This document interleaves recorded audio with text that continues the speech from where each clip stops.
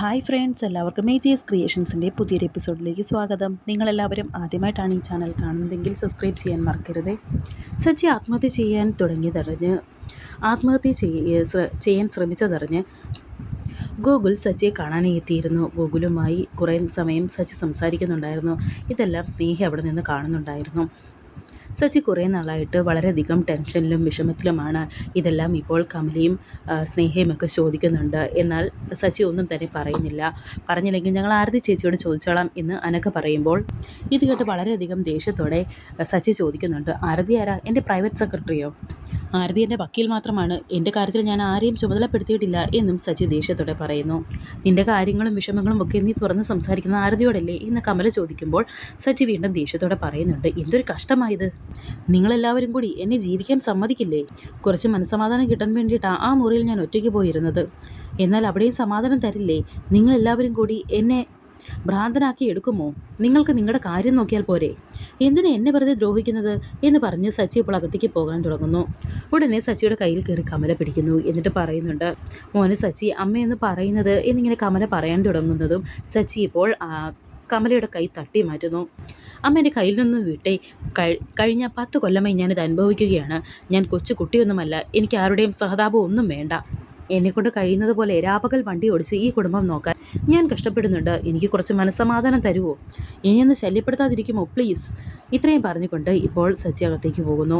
ഇത് കേട്ടതും കമലയ്ക്ക് സഹിക്കാൻ കഴിയുന്നില്ല. കമല അവിടെ നിന്ന് കരയുന്നുണ്ട്. ഇത് കണ്ടിപ്പോൾ സ്നേഹ കമലയോട് പറയുന്നുണ്ട്, അമ്മേ, ഏട്ടൻ എന്തെങ്കിലും പറഞ്ഞെന്ന് വെച്ച് എന്നിങ്ങനെ പറയുമ്പോഴേക്കും കമല പറയുന്നുണ്ട്, ജീവിതത്തിൽ ഒരിക്കൽ പോലും അവൻ എന്നോട് ഇങ്ങനെ സംസാരിച്ചിട്ടില്ല.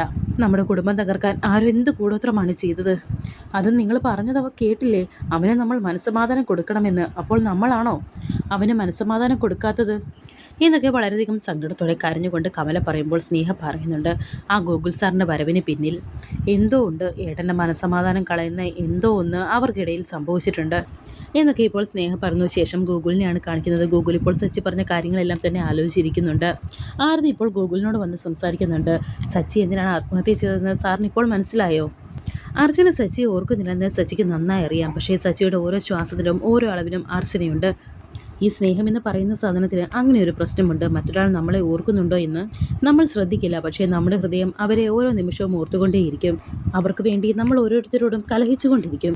10 വർഷം സച്ചിയോടൊപ്പം അർച്ചനയില്ലായിരുന്നു. പക്ഷേ ഈ 10 വർഷവും സച്ചി അർച്ചനയെക്കുറിച്ച് മാത്രമേ ആലോചിച്ചിട്ടുള്ളൂ. അവർ സച്ചിയെ ഓർക്കുന്നില്ല എന്ന് ആലോചിക്കുമ്പോൾ പോലും സച്ചിക്ക് വേദനയാണ്. അപ്പോൾ പിന്നെ സച്ചി ആത്മഹത്യ ചെയ്യാൻ ശ്രമിച്ചതിന് നമ്മൾ എങ്ങനെ കുറ്റം പറയും? ഇതെല്ലാം എവിടെ ചെന്ന് അവസാനിക്കും എന്നൊക്കെ ആരതി ചോദിക്കുമ്പോൾ ഇത് കേട്ട് ഗൂഗിൾ പറയുന്നുണ്ട്, ഇനി ഇത് ഒരുപാട് കാലം നീട്ടിക്കൊണ്ടു പോകാൻ സാധിക്കില്ലെന്ന് എനിക്കും അറിയാം. ആരതി പറഞ്ഞതെല്ലാം ശരിയാണ്. കഴിഞ്ഞ 10 വർഷം സച്ചിയുടെ കൂടെ അർച്ചന ഇല്ലാതിരുന്നിട്ട് പോലും സച്ചി അർച്ചനെ ഓർക്കാത്ത ഒരു നിമിഷം പോലുമില്ല. പക്ഷേ എൻ്റെ പ്രശ്നം എന്താണെന്ന് അറിയുമോ? കഴിഞ്ഞ 10 വർഷവും ഞാൻ ജീവിച്ചത് എൻ്റെ സമൃദ്ധ മരിച്ചിട്ടില്ല എന്ന് കരുതിയാണ്. എൻ്റെ ഭാര്യയായി ഞാൻ അവളുമായി ഒന്നിച്ച് ഒരു ബെഡ്റൂമിൽ ജീവിച്ചിട്ടില്ല. പക്ഷേ അവളില്ലാത്ത ഒരു നിമിഷം പോലും എനിക്ക് ഉണ്ടായിട്ടില്ല.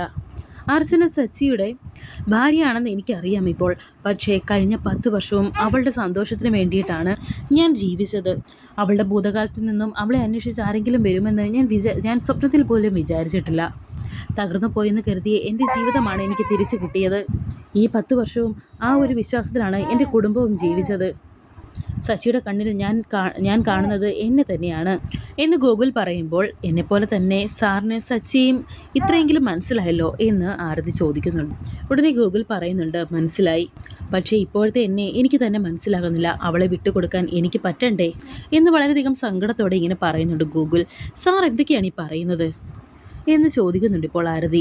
അർച്ചന എന്നെ മറക്കുന്ന ആ നിമിഷമാണ് ഞാനിപ്പോൾ ഏറ്റവും കൂടുതൽ ഭയക്കുന്നത്. അവളെന്നെ മറക്കുന്ന ആ നിമിഷത്തെ ഞാൻ അതിജീവിക്കുമോ എന്നാണ് എൻ്റെ ഇപ്പോഴത്തെ പ്രശ്നം എന്ന് ഗൂഗിൾ പറയുമ്പോൾ ഇത് കേട്ട് ആരതി പറയുന്നുണ്ട്, എന്താ സാറിത്? സാർ ഇത്രമാത്രം സമൃദ്ധിയെ സ്നേഹിച്ചിരുന്നോ? എൻ്റെ ഇസബെല്ലെ ഞാൻ എത്രമാത്രം സ്നേഹിച്ചിരുന്നോ അത്രമാത്രം തന്നെ ഞാൻ സമൃദ്ധിയും സ്നേഹിക്കുന്നുണ്ട്. പക്ഷേ അവൾ അർച്ചനയാണെന്ന് അംഗീകരിക്കാൻ എനിക്ക് സാധിക്കണ്ടേ എന്നൊക്കെ ഗോകുൽ പറയുമ്പോൾ ആരതി മനസ്സിലിങ്ങനെ വിചാരിക്കുന്നുണ്ട്, ദൈവം ഇതെന്തൊരു പ്രതിസന്ധിയായത്. സച്ചിയെ പോലെ ഒരുപക്ഷെ അതിനേക്കാൾ കൂടുതൽ ഗോകുൽ സാർ അർച്ചനയെ സ്നേഹിക്കുന്നുണ്ട്. അർച്ചനയെ വിട്ടുകൊടുക്കേണ്ടി വന്നാൽ ഇപ്പോഴത്തെ സച്ചിയുടെ അവസ്ഥയായിരിക്കും ഗോകുൽ സാറിനും എന്നൊക്കെ ഇങ്ങനെ മനസ്സിൽ വിചാരിക്കുകയാണ് ആരതി. ഗോകുൽ അപ്പോൾ പറയുന്നുണ്ട്, എന്തായാലും ഒരു തീരുമാനം എടുത്തേ പറ്റൂ എന്നെനിക്കറിയാം. ഇവിടെ നിന്ന് അങ്ങോട്ടേക്ക് എൻ്റെ ജീവിതത്തിൽ എന്താണ് സംഭവിക്കുന്നതെന്ന് എനിക്കറിയില്ല. സച്ചിയെ പോലെ മനസ്സ് തകർന്ന ഒരു മനുഷ്യനെ ഇനി ഒരിക്കലും വേദനിപ്പിക്കരുത്. പക്ഷേ ഓർമ്മ തിരിച്ചു കിട്ടുമ്പോൾ അർച്ചന എങ്ങനെയാണ് പ്രതികരിക്കുന്നതെന്ന് നമുക്ക് ആർക്കും പ്രവചിക്കാൻ കഴിയില്ലല്ലോ എന്നൊക്കെ ഗോകുൽ പറയുന്നുണ്ട്. എനിക്ക് ഒരു കാര്യമേ സാറിനോട് പറയാനുള്ളൂ, ജീവിതത്തിൻ്റെ ഈ വിധിയും നമ്മൾ അംഗീകരിച്ചേ പറ്റൂ. ഇത് കേട്ട് ഗോകുലും പറയുന്നുണ്ട്, എന്തായാലും സച്ചിയുടെ കേസിൻ്റെ വിധി കഴിയട്ടെ, അതിനുശേഷം ആലോചിച്ചൊരു തീരുമാനമെടുക്കാമെന്ന് അയാളോടൊന്ന് പറഞ്ഞേക്ക്. ഇത് പറഞ്ഞ് ഗോകുൽ ഇപ്പോൾ അവിടുന്ന് പോകുന്നു. ആരതിയും ഇതെല്ലാം ഓർത്ത് ആലോചിച്ച് നിന്ന് സങ്കടത്തോടെ നിൽക്കുന്നുണ്ട്. സച്ചിയെ പോലെ തന്നെ എത്രയും നല്ല മനസ്സിനുടമയാണ് ഗോകുൽ സാറും എന്നിങ്ങനെ വിചാരിക്കുന്നുണ്ട് ആരതി.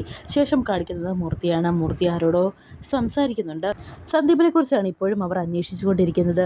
തൊട്ട് അരികിൽ തന്നെ അവന്തികയും നിൽക്കുന്നുണ്ട്. എല്ലാവരും തിരക്കുന്നുണ്ട്. അവൻ എവിടേക്കാണ് പോയതെന്ന് ആർക്കും അറിയില്ല എന്ന് മൂർത്തി പറയുമ്പോൾ എനിക്ക് ഉറപ്പുണ്ട് അവൻ ആരുടെ കസ്റ്റഡിയിലാണെന്ന് അവന്തിക പറയുന്നു.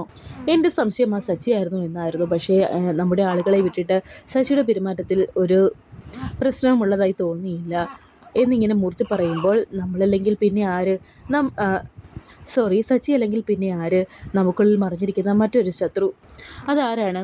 മൂർത്തി, ഒരു കാര്യം ഞാൻ പറയാം, സന്ദീപ് കോടതിയിലെത്തി മൊഴി നൽകിയില്ലെങ്കിൽ ഈ കേസിൽ നമ്മൾ തോൽക്കും.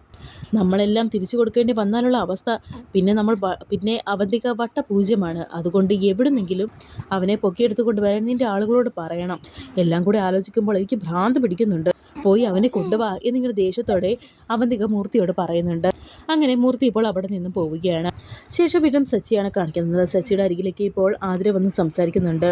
ഞാനൊരു ജോലിക്ക് പോയ വിവരം ഏട്ടനോട് പറയാൻ സാധിച്ചില്ല എന്നിങ്ങനെ ആതിര പറയുമ്പോൾ സച്ചി പറയുന്നുണ്ട്, രാപകൽ വണ്ടി ഓടിച്ചിട്ടാണെങ്കിലും ഞാൻ ഈ കുടുംബം പോറ്റാനുള്ള വകയൊക്കെ ഞാൻ ഉണ്ടാക്കുന്നില്ലേ, പിന്നെന്തിനാ ഒരു ജോലി എന്ന് സച്ചി ചോദിക്കുമ്പോൾ ആതിര പറയുന്നുണ്ട്, ഇപ്പോൾ തന്നെ സച്ചിയേട്ടൻ ഒരുപാട് കഷ്ടപ്പെടുന്നുണ്ട്. എൻ്റെ മോളെ പഠിപ്പിച്ച് നല്ല നിലയിലെത്തിക്കണം, ഭർത്താവിൻ്റെ നിഴലിൽ ജീവിക്കാൻ കഴിയില്ലല്ലോ എന്നൊക്കെ ഇങ്ങനെ ആതിര പറയുന്നത് കേട്ട് സച്ചി പറയുന്നുണ്ട്, നിൻ്റെ ഈ മാറ്റം എന്നെ അത്ഭുതപ്പെടുത്തുന്നുണ്ട്. സത്യസന്ധമായി ജോലി ചെയ്യുന്നതിൽ ഒരു അപമാനവും വേണ്ട, അഭിമാനം മാത്രമേ ഉള്ളൂ. നീ ജയിക്കും, നിന്നെക്കൊണ്ട് അതിന് സാധിക്കും. ഈ ഏട്ടൻ്റെ എല്ലാ അനുഗ്രഹവും ഉണ്ടാകും. പക്ഷേ ഒരു ഏട്ടൻ എന്ന നിലയിൽ നീ മറ്റൊരാളുടെ സ്ഥാപനത്തിൽ പോയി കഷ്ടപ്പെടുന്നത് കാണുമ്പോൾ എനിക്ക് സങ്കടമുണ്ട്. പണ്ട് അർച്ചനയോട് പറയുമായിരുന്നു, നിങ്ങൾ പെണ്ണുങ്ങൾക്ക് എല്ലാവർക്കും കൂടി ചെയ്യാൻ പറ്റുന്ന ഒരു ബിസിനസ്സിനെ പറ്റി എന്നൊക്കെ ഇങ്ങനെ സച്ചി പറയുന്നത് കേട്ട് ആതിര പറയുന്നുണ്ട്, ഇപ്പോൾ ബിസിനസ് എല്ലാം പോയി, ഏട്ടനിപ്പോൾ ഒന്നും ചെയ്ത് സഹായിക്കാനുള്ള ശേഷിയില്ല. പക്ഷേ എന്തെങ്കിലും കേസ് ജയിച്ച് എല്ലാം നമുക്ക് തിരിച്ചു കിട്ടിയാൽ അർച്ചന പറഞ്ഞ വാക്ക് ഞാൻ പാലിച്ചിരിക്കും എന്ന് സച്ചിയും പറയുന്നുണ്ട്. ഉടനെ ആതിര പറയുന്നു, എല്ലാവരും പറയും ഏട്ടത്തിയമ്മ എന്ന് പറഞ്ഞാൽ അമ്മയുടെ സ്ഥാനമുള്ളതാണെന്ന്, എന്നാൽ ഏട്ടൻ എന്ന വാക്കിന് എനിക്കിപ്പോൾ അച്ഛൻ എന്ന അർത്ഥം കൂടിയുണ്ടെന്നും ആതിര സങ്കടത്തോടെ സച്ചിയോട് പറയുന്നു. എൻ്റെ അച്ഛൻ്റെ സ്ഥാനത്ത് നിന്ന് എന്നെ അനുഗ്രഹിക്കണം, പ്രാർത്ഥിക്കണം എന്നൊക്കെ ആതിര പറയുമ്പോൾ വളരെയധികം സ്നേഹത്തോടെ തന്നെ ചേർത്ത് പിടിക്കുന്നുണ്ട് സച്ചി ആതിരയെ. ഇത് കണ്ട് കമലയുടെ കണ്ണ് നിറയുന്നുണ്ട്. അങ്ങനെ ഇപ്പോൾ ആതിര അവിടെ നിന്ന് പോകുന്നുണ്ട്. ഈ സമയം കമലയോട് സച്ചി പറയുന്നുണ്ട്, കേട്ടില്ലേ അമ്മേ ആതിര പറഞ്ഞത്, അവൾ എനിക്ക് തന്ന സ്ഥാനം കണ്ടില്ലേ എന്നൊക്കെ പറഞ്ഞ് സച്ചി ഇപ്പോൾ ആ കണ്ണുനീര് തുടയ്ക്കുന്നുണ്ട്. ശേഷം അർച്ചനയാണ് കാണിക്കുന്നത്. അർച്ചന ആ ഒരു ഫയൽ ഇങ്ങനെ നോക്കുകയാണ്. അവന്തികയുടെ അടുത്ത് നിന്നും എടുത്ത ആ പേപ്പേഴ്സ് അതിൻ്റെ കോപ്പി എടുത്ത് റെഡിയാക്കി വെച്ചിട്ടുണ്ട് ഇപ്പോൾ അർച്ചന. അങ്ങനെ നെല്ലിശ്ശേരിയിൽ നടന്ന സംഭവങ്ങളും ഓട്ടോക്കാരൻ പറഞ്ഞ കാര്യങ്ങളും എല്ലാം ഇങ്ങനെ ആലോചിച്ചിരിക്കുകയാണ് അർച്ചന. ഈ സമയം ഗോകുൽ ഇപ്പോൾ ഗൗരിമോളുമായി അവിടേക്ക് വരുന്നുണ്ട്. എന്താ ഇത് എന്നിങ്ങനെ ഗോകുൽ ചോദിക്കുമ്പോൾ അർച്ചന പറയുന്നുണ്ട്, സ്റ്റഡി ടേബിള് വൃത്തിയാക്കുന്നതിനിടയിൽ ഞാൻ ഇങ്ങനെ കുറച്ച് പേപ്പേഴ്സ് ഇവിടെ കിടക്കുന്നത് കണ്ടു എന്ന് അർച്ചന പറയുമ്പോൾ ഗൗരി പറയുന്നുണ്ട്, കബോർഡിൽ കുറച്ച് ബുക്സൊക്കെ ഉണ്ടായിരുന്നു, അമ്മ ഇതെടുത്ത് കളഞ്ഞായിരുന്നോ എന്ന് ഗൗരി ചോദിക്കുമ്പോൾ അതൊക്കെ അവിടെ ഉണ്ട് എന്ന് അർച്ചന പറയുന്നുണ്ട്.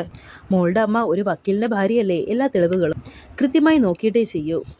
പഴയ പുസ്തകങ്ങളൊക്കെ മാറുന്നതിന് പോലും അമ്മയ്ക്കൊരു രീതിയുണ്ടെന്ന് ഗോകുൽ ഇപ്പോൾ പറയുന്നുണ്ട്. എങ്കിൽ ശരി, ഗുഡ് നൈറ്റ് എന്നൊക്കെ പറഞ്ഞ് അവരോട് ഗുഡ് നൈറ്റൊക്കെ പറഞ്ഞ് ഗോകുൽ ഇപ്പോൾ അവിടെ നിന്ന് പോവുകയാണ്. ഗൗരി അങ്ങനെ വന്ന് കിടക്കുന്നുണ്ട്. ഈ സമയം അർച്ചന വീണ്ടും ആ പേപ്പേഴ്സ് എല്ലാം എടുത്ത് വെച്ച് നോക്കുന്നുണ്ട്. ഈ രേഖകൾ ആരതി വക്കീലിൻ്റെ കയ്യിൽ കിട്ടിയാൽ അതോടെ എൻ്റെ കുടുംബത്തിൻ്റെ ശാപം അവസാനിക്കും എന്നൊക്കെ മനസ്സിൽ വിചാരിക്കുകയാണ് അർച്ചന. ശേഷം ഇപ്പോൾ രാജീവിനെയാണ് കാണിക്കുന്നത്. രാജീവ് അല്പം കുടിച്ചിട്ടൊക്കെയാണ് വന്നിരിക്കുന്നത്. നേരെ ചൊവ്വനെ നടക്കാൻ പോലും രാജീവിന് സാധിക്കുന്നില്ല. നീ മദ്യപിച്ചിട്ടുണ്ടോ എന്ന് ഇത് കണ്ട് ശോഭന ചോദിക്കുന്നുണ്ട്. അതെ, ഞാൻ മദ്യപിച്ചിട്ടുണ്ട്, അതിന് അമ്മയ്ക്ക് എന്തെങ്കിലും കുഴപ്പമുണ്ടോ എന്ന് രാജീവ് ശോഭനയോട് ചോദിക്കുന്നു.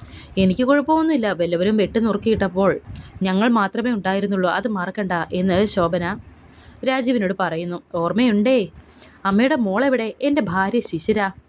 ഓ, മുകളിലുണ്ടായിരിക്കുമല്ലേ എന്ന് പറഞ്ഞ് ഇപ്പോൾ മുകളിലേക്ക് പോവുകയാണ് രാജീവ്. ശിശിര ഈ സമയം ഫോണിൽ നോക്കിയിരിക്കുകയായിരുന്നു. രാജീവ് ഇപ്പോൾ ശിശിരെ എന്ന് പറഞ്ഞ് വന്ന് റൂമിൽ ഇങ്ങനെ വന്ന് നിൽക്കുന്നുണ്ട്. നിങ്ങൾ പിന്നെയും കള്ളുകൂടി തുടങ്ങിയോ എന്നിങ്ങനെ ശിശിര ദേഷ്യത്തോട് ചോദിക്കുന്നുണ്ട്. കള്ളു കുടിച്ച എന്താടി കുഴപ്പം എന്ന് ദേഷ്യത്തോടെ തന്നെ രാജീവും തിരിച്ച് ചോദിക്കുന്നു. വെട്ടുകൊണ്ട് ഈ മുറിയിൽ പട്ടിയെ പോലെ കഴിഞ്ഞപ്പോൾ ഈ വീര്യം ഉണ്ടായിരുന്നില്ലല്ലോ എന്ന് ശിശിര ചോദിക്കുമ്പോൾ ശിശിരയുടെ കർണത്തിലിട്ട് അടിക്കുകയാണ് ഇപ്പോൾ രാജീവ്. ഡി, തർക്കുത്തരം പറയുന്നോ? അതെടി, വെട്ടും കുത്തുമേറ്റ് പട്ടിയെപ്പോലെ ഈ മുറിയിൽ ഞാൻ ഇഴഞ്ഞപ്പോൾ നീ എന്നോട് ചെയ്തത് എനിക്ക് നന്നായിട്ടറിയാം. അതെനിക്ക് നല്ല ഓർമ്മയുണ്ട്. അതൊക്കെ ഞാൻ മറക്കുമെന്ന് നീ കരുതിയോ? ഇത്രയും നാൾ നീ എന്നോട് ചെയ്തതിനുള്ള ഫലം ഞാൻ നിന്നെ അനുഭവിപ്പിക്കും. 10 ഇരട്ടിയായിട്ട് ഞാൻ എല്ലാത്തിനെയും തിരിച്ചടിക്കും. നിനക്കെന്നെ പരമപുച്ഛമായിരുന്നല്ലോ. എഴുന്നേക്കാൻ പോലും വയ്യാതിരുന്ന എന്നെ നീ എന്തൊക്കെയാ ചെയ്തതെന്ന് ഓർമ്മയുണ്ടോ? അതൊക്കെ ഓർത്തെടുക്കുകയാണ് രാജീവ് ഇപ്പോൾ.